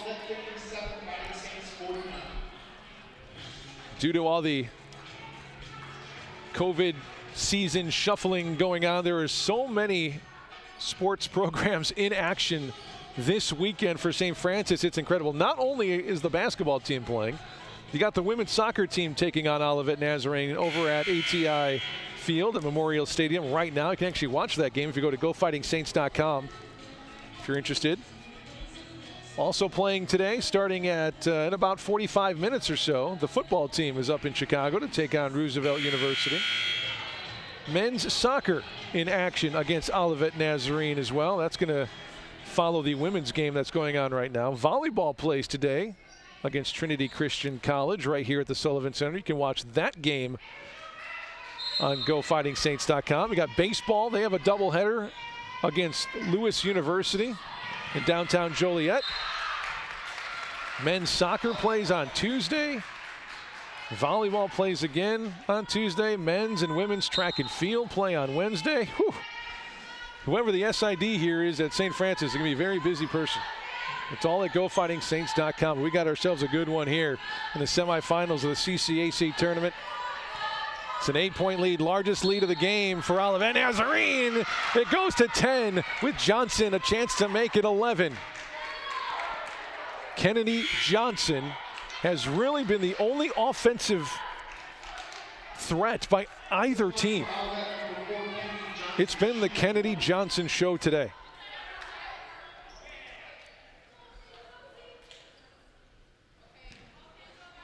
A chance to make it a 11-point lead. The lefty lets it fly and is good. 60-49, well under their season average of over 90, but good enough given the poor shooting percentage by St. Francis today. McDaniel trying to break the press herself. Passes across the pile, now to Sims. She has Giske underneath. That's going to be a kicked ball by Johnson. The only thing she could have done. Nice play by the junior guard out of Romulus, Michigan. Pyle will inbound underneath for St. Francis. Time becoming a factor here for the Saints. They need to get something going on the offensive side. Finally, a layup goes in. A timeout called by Coach Brooks. He'll take a full timeout as Justine Charlesworth puts in a pair.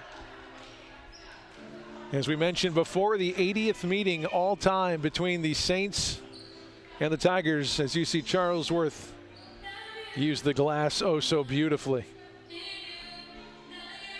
St. Francis, I should say Olivet Nazarene leads the series 43-36.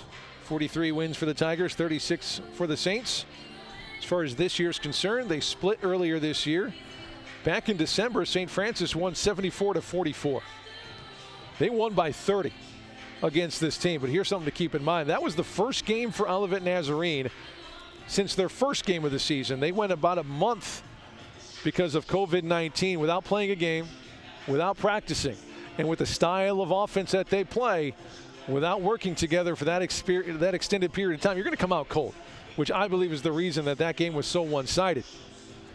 You go through the season, you play again a few months later, and Olivet won the game back on November 2nd.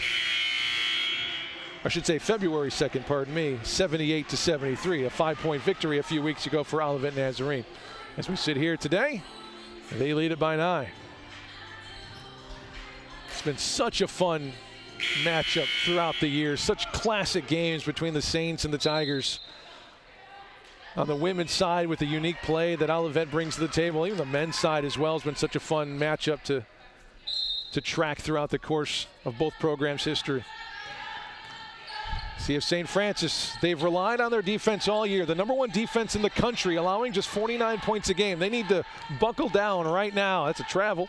No whistle. Tipped out, and who wants it more? Who wants it more? St. Francis will come up with it. McDaniel between the circles. She'll slow it down, fire it to Sims. Nice pass inside. Great cut by Pyle. And she puts it in. That's the offense they need here in the final 4.5 minutes. The lead is now 7 for the Tigers.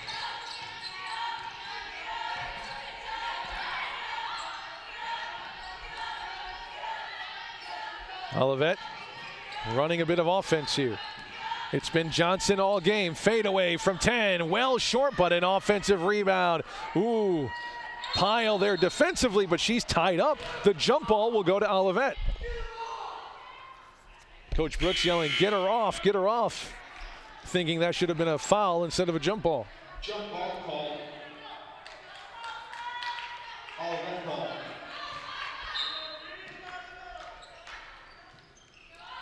Johnson looking. Look for her coming off a screen. Nope, it's going to be a long three-pointer. Oh, it's a dagger. Zayna Myers, who shoots the three at 40%, just threw one in from 6 feet beyond the arc, and it's back to a double-digit lead for the Tigers. Can St. Francis answer? Not that time. Rebound Tigers. Uh-oh, you feel things turning here. Here comes Johnson. One dribble, pump fake the three. Johnson's in the corner. It's a 10-point lead. Can St. Francis stay in it? St. Francis, the 16th ranked team in the country. Olivet was rated earlier in this year, now receiving votes. Johnson with a big three. Ooh, no good. St. Francis still alive here. Knocked out of bounds by the Tigers.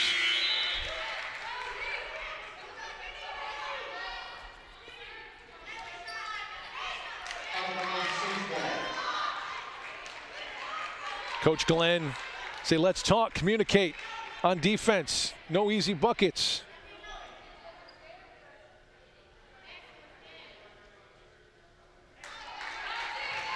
I guess the basketball got caught in the stands here underneath our broadcast position, apparently, as one of the Saints players had to go get it.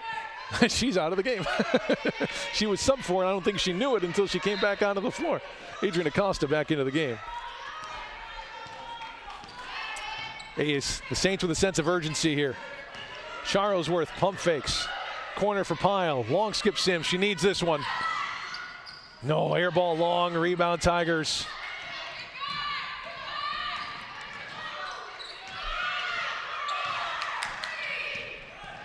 Three minutes to go. Johnson drive, kick, three-pointer. Smits got it. All of a sudden, the Tigers found that three-point range. Acosta underneath. Got it. Timeout called by the Saints. Just trying to slow down the Tiger momentum right now. The lead is 11.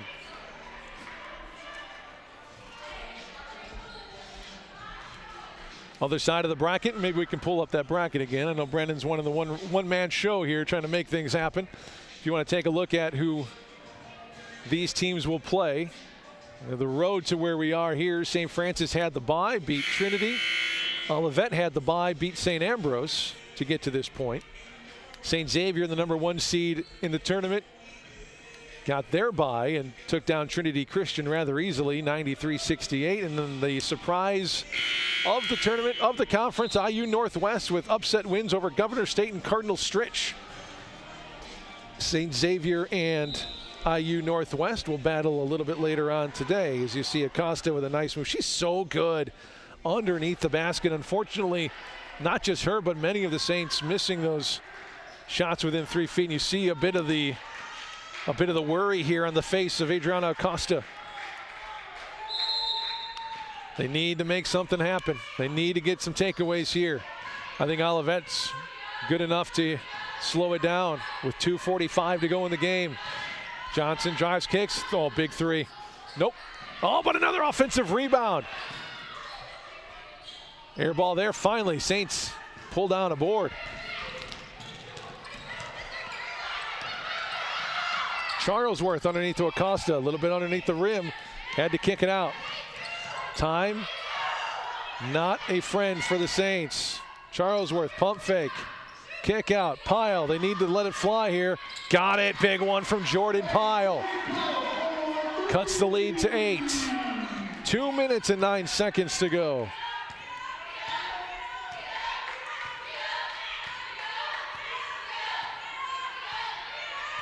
St. Francis not in a hurry defensively. He's waiting for And the defense is waiting for the cue to start pressuring a bit here. I don't know what you're waiting for. You're under 2 minutes. You're down by 8. And Johnson, so tough, left-handed, missed it. Good defense by McDaniel. Tie up on the other end. And it's going to be Saints basketball after Acosta and Cora tie it up. No more wasted possessions. You need points every time down the floor if you are the Saints. Oh, Pyle. She's been good. Another 3. Got it. A big one. 2 in a row for Jordan Pyle. And another timeout by the Saints. And looky here. 2 straight 3-pointers. And it's a 5-point lead for Olivet with 93 seconds to go. The lead was up to 11 moments ago. It's now down to 5 after 2 3-pointers by the Aussie. Jordan Pyle. Big 3-pointers here late in this game. She's the second best 3-point shooter on the team at just over 40%.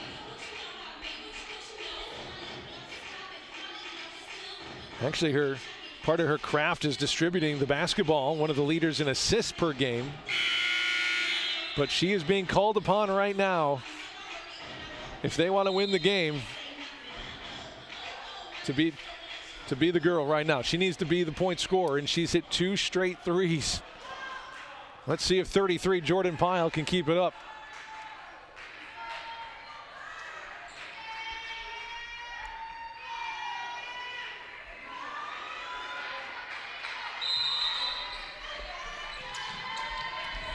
Full court pressure, knocked away by McDaniel. Exactly what you want to do. Don't let him get into any kind of rhythm. Keep pressuring, take the ball away. McDaniel will guard Johnson. It's been the Kennedy Johnson show, and they're going to be all over her. Nice tip. Whoa, right into the hands of Myers. She'll fling it ahead. There's Cora. Here comes the pressure, and here come the fouls. Yep. Well, now if you're Olivet Nazarene, if you want to win it, you have to do it from the free throw line.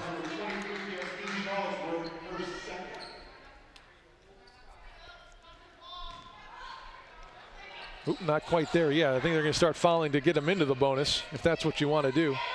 We don't have a scoreboard. Oh, yeah, we do. Oh, they are keeping track of team fouls here. I guess they're not going to foul intentionally quite yet. McDaniel going to guard Johnson. Guard that left hand. She can go both ways, though. Great job so far. That's going to go down. They're going to say foul before the shot and a technical foul. A technical foul called against. Wow, the foul was called on St. Francis, so I'm not exactly sure what Kennedy Johnson was upset about, but she was upset enough to draw the technical foul. Wow, you're up by 5 points with a minute to go. The last thing you want to do is give the opponent free shots. She got the foul call, but apparently it was before the shot, so she's not going to get free throws, but St. Francis is. Justine Charlesworth to the free throw line, where she's 14 for 16 on the season. Not many, but a very good percentage. Make it 15 for 17. Wow, how about this? The lead was 11 a minute ago. It's now, if she can make this free throw, 1 possession. Huh. Just another chapter in this amazing story. So after the technical foul free throws, we go back to the original play, which was a blocking foul before the shot. So Olivet will inbound baseline. 68 seconds to go here in the semifinals. Entry pass will go to the backcourt. Here's Zayna Myers, top of the key. Big defensive possession here for the Saints. They need to lock down. No easy shots. 8 on the shot clock. Here's Johnson. She's been a killer today in the paint. Nope. And a big rebound by McDaniel for the Saints. Oh, her pass was tipped. And Sims lost it. Oh, right back with under 50 seconds to go. And now they need to foul. Oh, they have the chance. They have the possession to go ahead and possibly tie it, but they turned it over in the backcourt. And the foul will send Johnson to the free throw line with a 3-point lead. Johnson, a good free throw shooter at 72%. Money on the first one makes it a 2-possession game.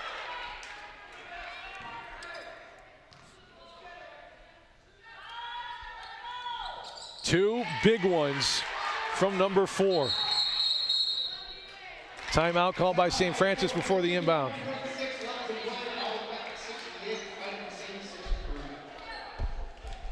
What a last 2 minutes. Olivet Nazarene, the first part of this fourth quarter, started firing offensively and got their lead to 11. But then Jordan Pyle knocks down 2 3-pointers in a row to make it 5. Another bucket by St. Francis made it 3, and they had a chance to go the other way after the turnover, after those 2 technical free throws. And you'll see the play here by Johnson. Is this the technical foul play? No. 42 seconds to go, but St. Francis, they had possession in the backcourt, down by 3, but turned it over after some tough pressure by Olivet Nazarene, something they've been doing all game long.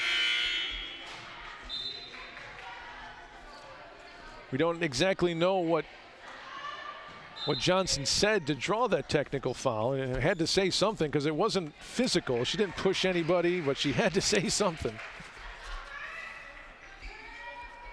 St. Francis, after the timeout, will inbound at the half-court stripe. 42 ticks to go. It's a 5-point lead. 2-possession game, so St. Francis doesn't need to shoot a 3 right now. Let's see if they can get a set play here as they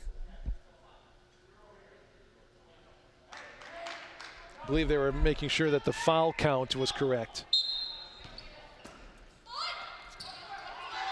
Big free throws by Johnson to give him a 2-possession lead. Here comes McDaniel. This is the shot you want from the person you want, and she knocks it in.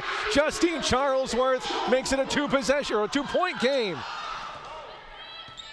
There is a 3-second difference between shot and game clock. A stop gives the Saints a chance to tie or win. Olivet will have to shoot it. And a turnover. It's going to be Saints basketball. Miscommunication by the Tigers right in front of their head coach, Lauren Glenn, but she's already coaching defense. She's already forgot about it. The Saints down to 17 seconds to go. Who wants the conference championship? Who wants to go on and play in 2 days? McDaniel to the paint, floats it up over her head and got it to go for the tie. What an unbelievable acrobatic shot by McDaniel to tie it. Sheridan McDaniel, the junior, with 3 Olivet defenders, flips it over her head. Look at this play. Unreal.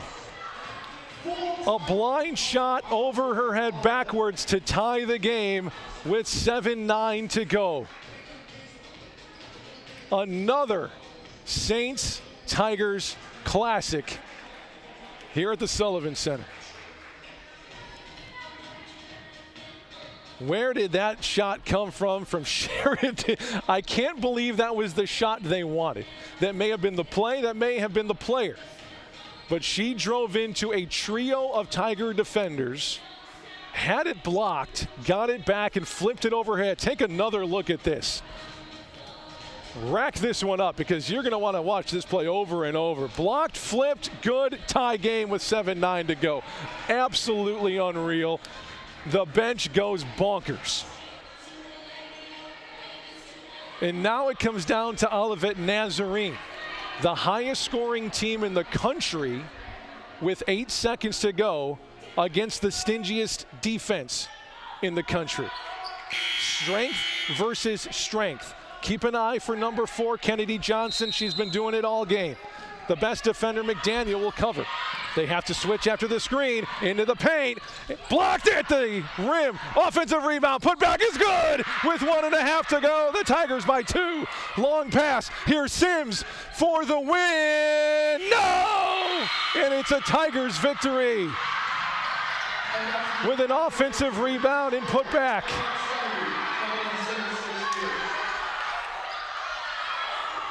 I believe it was Maggie Cora who tracked down the offensive board and was able to put it in for the win. An unbelievable game. Take a look at it again here. Yep, Maggie Cora, right place, right time, and clutch at the end. Triple zeros on the clock. You almost don't want it to end. You want 5 more seconds just to see what's going to happen.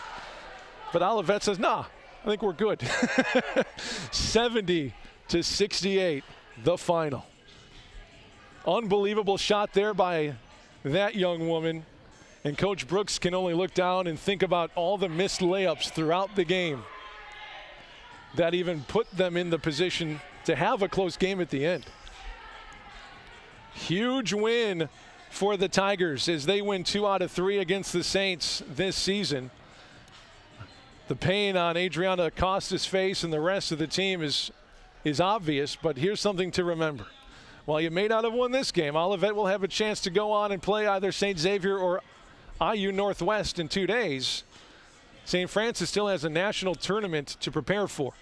Since they were the runners-up in the regular season, they have an automatic bid. And the national tournament, by the way, usually 64 teams. They've whittled it down to 48 because of COVID logistics and everything like that, with certain locations being able to handle things. But it was a pretty incredible game here. It came down to the very end. Coach Brooks kind enough to give us a little bit of time here. Coach, I know you're looking down at the stat sheet. I imagine you might be looking at the field goal percentage. Is that what you're looking at right now? Can you hear me okay? Yeah, I can hear you. Yeah, tough one. It seemed like missed layups. The shots around the rim is maybe what made this game closer than it should have been. Yeah, we missed way too many layups. You know, we had our chances. We had some open looks. We didn't hit them. I'm proud of the kids. The kids played hard. You know, we just. Yep. It's a tough one against an opponent you really like to win one. It came down to the very end. That shot by McDaniel was one of the more amazing shots I've ever seen to give you guys that tie. Yeah, there was probably something there. I mean, she hit the shot. I don't know. I mean, it's. They had lots of contact throughout the game, to be honest with you. That wasn't called. I think both ways. But like you said, hard to blame any kind of call when so many points left on the floor on that one. But here's something to look for. I know this one hurts going against Olivet, but you guys still have a national tournament to prepare for. Yeah, this is going to hurt us drastically as far as seeding goes, and it's just frustrating because there's things that we didn't do that we needed to do. We gave them 18 offensive rebounds.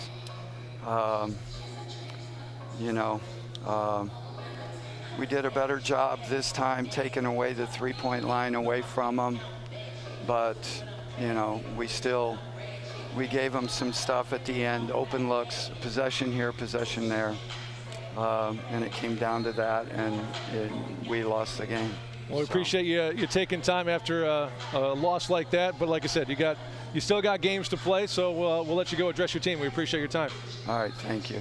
Head coach Steve Brooks, in his 4th year, is just his 29th loss in 4 years. And the pain, the frustration in his voice was so apparent. And he's going to go take a slow walk to go address that team. I think they're just going to need a little bit of time to get over it. But they do have games to play. They do have things to fix, though, before they get into that national tournament. Like you said, seeding is going to matter, who you're going to play. But the silver lining here is that there will be games to play. As far as Olivet Nazarene is concerned, well, I'll tell you what, they're playing, for their own lives. If they can win this tournament, they make the national tournament.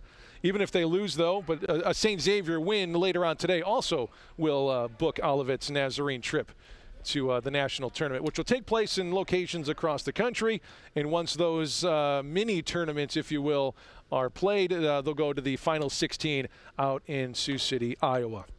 Another classic here, but it's Olivet Nazarene by 2 on a back-and-forth game, 70-68. The leading scorer in the game was Kennedy Johnson, 22 points on 9 for 24. Saints defense did well, holding Olivet to just 6 for 26 from 3, but it came down to the end. Missed layups. St. Francis shot just 42%, but should have been a lot more if you count the the shots close to the rim that didn't quite go down for St. Francis. St. Francis goes to 22-5. Olivet now 16-3 as the Tigers prepare for the CCAC tournament finals. We'll take a break. We'll take a break. We're going to end our broadcast here, but don't forget there's much more sports here on the USF Sports TV network. We have soccer games coming up. We have the football team in action a little bit later on today, and you can find a link to watch all of that at GoFightingSaints.com. Thanks to Terry for letting me fill in for him today. My name is Nick Jacobs. Saints fall, but national tournament awaits. Your final here today at the Sullivan Center, 70-68. Have a great weekend, everybody.